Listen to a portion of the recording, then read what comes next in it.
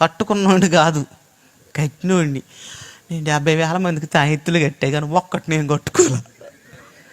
నాకు తెలిసి బుద్ధున్నోడు ఎవడని కట్టుకుంటాడు దాన్ని? పచ్చి పంది పెంట, ఒరిజినల్గా చదువుతున్నా, పచ్చి పంది పెంట తీసుకొచ్చి ఎండబెట్టి కాల్చి పొడి చేసి తాయెత్తులో పడేసేవాడు. అది ఆడ పెట్టేవాడు 100 రూపాయలు. ఇది ఈ విధంగా కళ్ళ కొద్దుకొని ఎట్ట కట్టుకునేవాళ్ళు. కట్టుకొని మేము తాయెత్తులు కట్టేవాళ్ళం. తాయెత్తు అంటే ఎట్టాను ఆయన ఇంత జలంసులేరు గొట్ట ఉంటుంది, జాగ్రత్తగా వినాలి. ఇక్కడ కూర్చున్న మందలో తాయెత్తు మంద జాగ్రత్తగా వినాలి. ఎందుకంటే మీ కొరకే నేను ఇవాళ వచ్చింది. ఫ్రెష్ల మాట.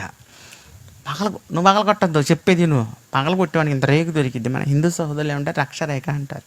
ఆ రేఖలో కొన్ని అక్షరాలు ఉంటాయి, మనకు తెలియదు. కానీ మేము ఏం చేసామంటే భూత వైద్యులంగా ఒక్కొక్క తాయెత్తులు 200 దెయ్యాలు పెట్టేవాడు. ఎన్ని దెయ్యాలండి? తాయెత్తులు 200 దెయ్యాలు ఉంటాయా? పందుల్లోకి ఎన్ని దెయ్యాలు పోయినాయి చెప్పండి? 2000 దెయ్యాలు. ఒక దెయ్యం అంటది నా పేరు సేన, మేము అనేకలం అంటది. ఒక దెయ్యం అంటే ఒక ఇల్లు విడిచిపెట్టి వెళ్ళి తిరిగి వచ్చినప్పుడు ఊడ్చి అమర్చి ఉంటే చూసి తనకన్నా మరి చెడ్డవగు 7 దెయ్యాలని తెచ్చిందంట. అన్నిట్లో ఉండలేని దెయ్యాలు, తాయితలో ఉండలేకపోతే వాళ్ళకి పట్టింది ఒక్కటే. మేము వాళ్ళకి బట్టి పంపేది ఎన్నో తెలుసా? 200. ఇప్పుడు సమస్య పెరిగిద్దా తరిగిద్దా? తెల్లరి బయటకు వచ్చేవాళ్ళు నువ్వు ఏమంటా కట్టినవు కానీ నాశనం అయిపోయింది. రాత్రి అంతా నిద్రలేదయ్యా, ఒళ్ళంతా నొప్పులయ్యా, ఎవడో మీద పడి కొరుకుతుండయ్యా. ఇదిగా నీకు తగ్గదులే కానీ తాగితే పోయేది కాదు. మరి ఏం చెయ్యాలయ్యా? నల్లకోడుందా? అలలియా నల్లకోడా మా దగ్గర లేదు. మా దగ్గర ఉంది, కనుక్కో. ఎంత అయ్యా? ఎక్కువేం కాదు, 500. దేనికి స్తోత్రం. మా దగ్గర 10 కోళ్ళు ఉండేవి, రోజు అమ్మేవాళ్ళం. కోసుకునేవాడు ఎవరు లేడు. 10 వాటిని, 10 మాత్రం చిరంజీవులు. మా ఇంట్లో ఎప్పుడు స్టాక్ ఉండేవి. ఈ కోడిని వాళ్ళకి అమ్మేవాళ్ళం, 500 తీసుకుని జేబులో పెట్టుకునేవాళ్ళం. వాళ్ళ కోడిని ఎటు తీసుకుని ఏం చేయాలి స్వామి అనేవాళ్ళు. ఈ బాగా చేస్తాం అనేవాడు. మళ్ళీ మా కోడి మాకే వచ్చేది. దాన్ని ఏమైనా కట్ చేసేవాళ్ళం అంటే అమ్మో కట్ చేస్తే అట్టది బంగారు పండు అయితే అది రోజుకి ఎంత సంపాదించద్దు అనుకుంటున్నావు? నువ్వు కూలికి పోయినా కూడా కుదరదు కోడి దెబ్బకి. దాని ముడ్డి ఈకలు ఒక ఈకని గట్టిగా బీకేవాళ్ళం, బ్లడ్ వచ్చేది. ఆ బ్లడ్ తీసి ఇక్కడ పెట్టేవాళ్ళం. తూర్పు తిరిగి దండం పెట్టి అనేవాడు. దేనికి బాబా? నువ్వు పెట్టి బాబా అనేవాడు. ఇక్కడ తిరిగి దండం పెట్టేవాడు. మా తాట ఎంత పడుగు తాటి బద్దిచ్చేవాడు. ఎట్ట జరుగుతుందో తెలియదు. 3 దెబ్బలు. 4వ దెబ్బకి దెయ్యం అనకూడదు అనేవాడు. ఇక్కడ పట్టించి ఒకటే చెప్పేవాడిని, వెనక్కి తిరిగి చూడబాకని చెప్పేవాడు. 100 ప్రసంగాలు చెప్పిన ఎండ్రో ఈ దారిని పోయేటప్పుడు ఆ చోటు మంచిది కాదు, చూడబాకు అని చెప్పు. ఎంత బాగా వింటారో తెలుసా? హల్లెలూయా. మొన్న ఒక ఆమంటుంది, పాస్టర్ గారా ఇవన్నీ కాదులే కానీ అసలు సంగతి చెయ్యి, నాకు ఎంతైనా పర్లేదు ఖర్చు పెట్టుకుంటా, నేను అసలు చెయ్యి అంటుంది. ఏం చేయాలి నీకన్నా?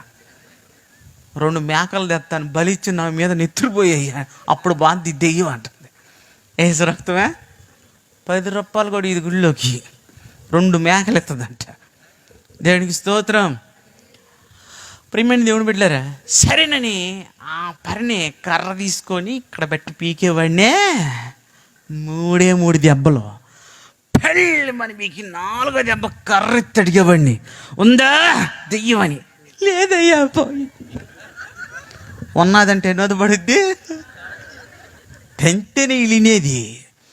ఆ పరిని మా ఆయన గడు కట్టలేదయ్యా. మీ ఆయన కట్టకపోతే మేము కొట్టాంగా. తెచ్చుకున్న 500 పోయే, కొనుక్కున్న కోడి తినటానికి పోయే. మళ్ళీ ఎన్ని దెబ్బలు?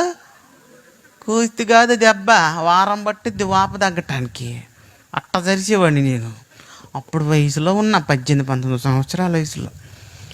ఆ పనినే వెళ్ళిపోయేవాళ్ళు, ఆ పని వెళ్ళిపోయేవాళ్ళు. వాళ్ళ ఊరు బాగానే 50 స్వామి దగ్గరికి వెళ్ళి వచ్చినట్టుగా నీకు ఎట్టుంది?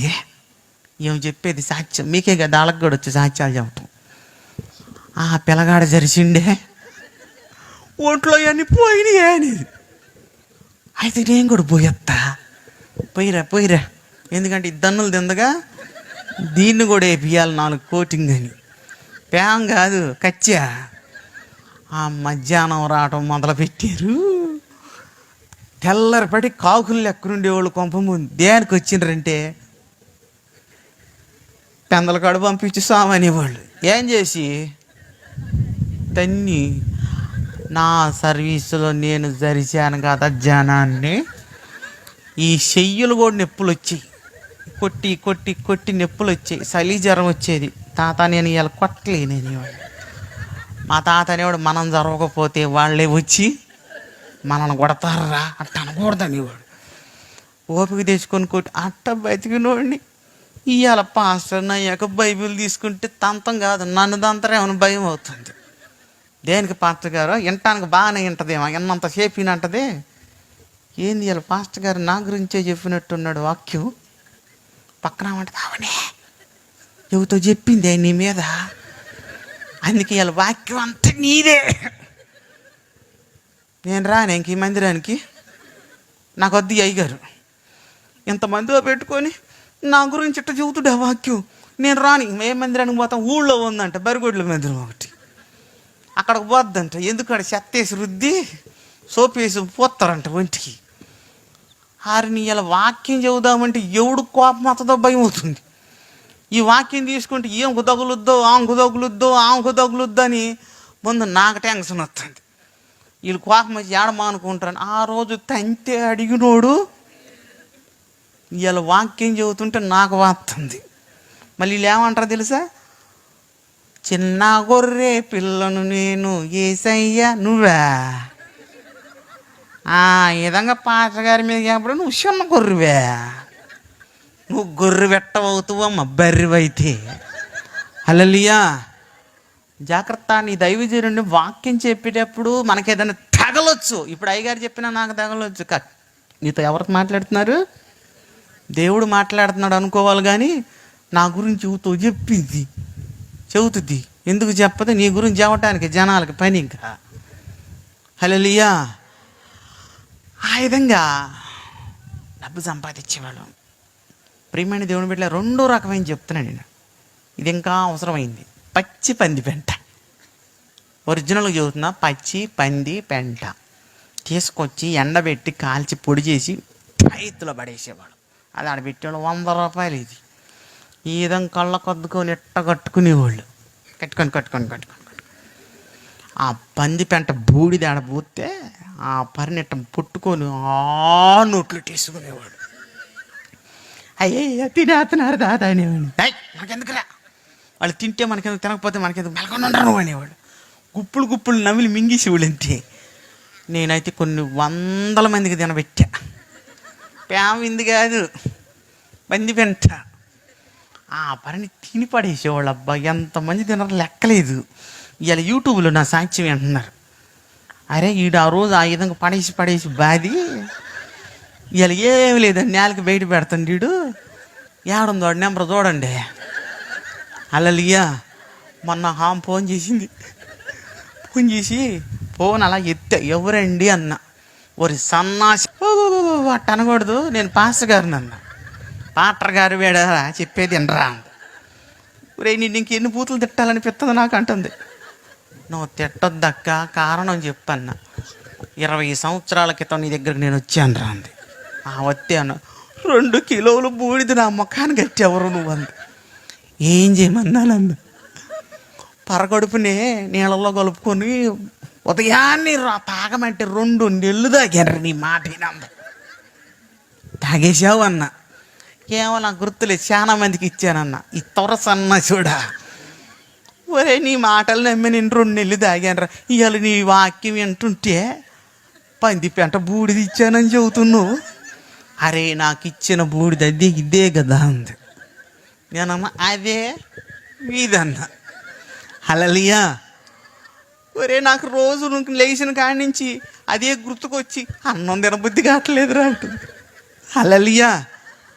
ఎప్పుడు అనగా తాగింది 20 ఏళ్ళ క్రితం తాగితే ఇప్పుడు కక్కు వస్తుందంట. మిరాకిల్ అంటే అయ్యి. వెళ్ళు భూతబయల దగ్గర మాంత్రికుల దగ్గర పోతే ఇది పెట్టుకో, ఇది చూసుకో, ఇది దాగు, ఇది నాకు అని ఇస్తారు. అవన్నీ అయ్యే. నువ్వు బాగా కట్టుకొని కూర్చున్నావేమో, దాంట్లో పంది పెట్టే ఉంది. గట్టిగా కుక్క కూడా తిందదాన్ని, మూది కూడా పెట్టదు. భద్రశుద్ధిని పెట్టుకున్నావేమో. సిగ్గు శరం ఉంటే ఇదిగో మారినోడు నేనన్నా, కట్టుకున్నోడు కాదు. కట్టినోడిని. నేను 70,000 మందికి తాయెత్తులు కట్టే కానీ ఒక్కటి నేను కట్టుకోలే. నాకు తెలిసి బుద్ధున్నోడు ఎవడని కట్టుకుంటాడు దాన్ని, అందుకు నేను కట్టుకోవాలి. కానీ నా క్రైస్తవ పిల్లలు ఇలా కట్టుకుంటుంటే నాకు కోపం వస్తుంది, నవ్వు వస్తుంది. వీళ్ళ అమాయకత్వానికి ఏం చేయాలని. చాలామంది ఇప్పుడు తాయెత్తు ఎవరి దగ్గర ఉందా ఏంటి, అందరూ మా దగ్గర లేదు, మేమందరం కైత్తులే. ఇప్పుడు నేను వచ్చి పట్టుకుని నేను ఎవరి దగ్గర ఉందా, కుక్క కనుక ముక్కలను పసిగట్టినట్టు ఎవరి దగ్గర ఉందో నాకు తెలుసు.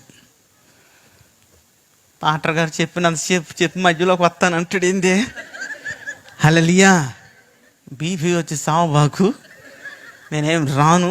వెళ్ళే దారిలో దాన్ని ఏం చేయాలి, పాడి